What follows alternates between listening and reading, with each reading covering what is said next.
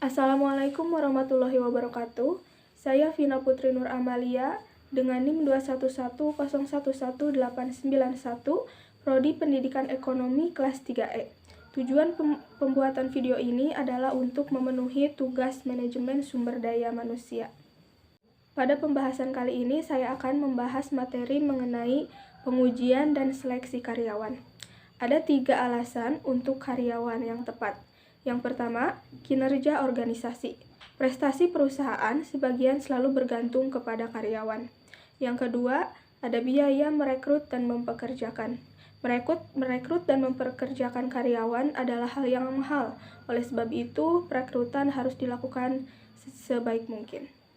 Yang ketiga, akan ada dampak hukum untuk mempekerjakan orang yang tidak kompeten. Selanjutnya ada konsep pengujian dasar. Yang pertama ada validitas. Validitas ujian, akurasi di mana ujian, wawancara, dan yang lainnya dapat mengukur yang seharusnya diukur atau sesuai dengan fungsi yang telah dirancang. Ada bagian A, validasi kriteria. Validasi yang memperlihatkan bahwa nilai pada ujian atau alat prediksi berhubungan dengan prestasi pekerjaan kriteria. Bagian B ada validasi isi. Ujian yang sah isinya adalah yang berisi sampel dari tugas dan keterampilan yang benar-benar dibutuhkan untuk pekerjaan tersebut.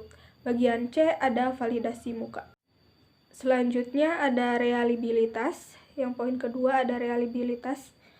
Dapat diandalkan.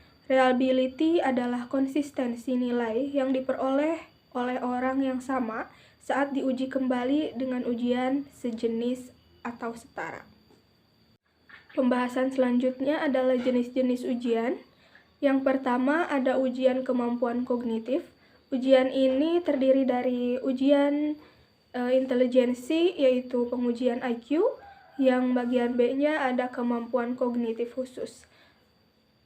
Untuk poin kedua ada ujian kemampuan motorik dan fisik. Bagian ketiga ada mengukur kepribadian dan minat. Bagian A-nya ada efektivitas, bagian B-nya ada daftar minat. Dan yang terakhir, yang keempat adalah ujian keberhasilan. Selanjutnya ada the big five. Poin yang pertama ada ekstravisi, yaitu menilai kualitas dan interaksi interpersonal, level aktivitasnya, kebutuhan untuk didukung, dan kemampuan untuk berbahagia. Poin kedua ada keramahan, poin ketiga ada kesadaran, poin keempat ada neuritisme, yaitu menilai kestabilan dan ketidakstabilan emosi. Yang kelima yaitu keterbukaan akan pengalaman baru. Pembahasan selanjutnya adalah contoh kerja dan simulasi. Yang pertama, contoh pekerjaan untuk seleksi karyawan. Teknik contoh pekerjaan merupakan metode pengujian berdasarkan ukuran prestasi tugas pekerjaan dasar yang sebenarnya. Yang kedua, ada pusat penilaian manajemen. Pusat penaksiran manajemen merupakan sebuah simulasi di mana para calon melaksanakan tugas manajemen secara realistik. Yang ketiga, ada pengujian situasi menggunakan video. Yang keempat, ada pendekatan pelatihan mini dan evaluasi pekerjaan. Pembahasan selanjutnya yaitu pemeriksaan latar belakang dan pemeriksaan referensi sumber informasi. Yang pertama ada dari mantan karyawan, yang kedua ada dari penyelia atau supervisor saat ini, yang ketiga ada peringkat kredit komersial perusahaan, yang keempat ada referensi tertulis, dan yang kelima ada situs jaringan sosial. Namun hal itu memiliki beberapa batasan. Ini adalah pembatasan investigasi latar belakang dan referensi. Yang pertama ada masalah hukum, yaitu fitnah. Yang kedua ada pedoman pengusaha. Yang ketiga ada keengganan supervisor.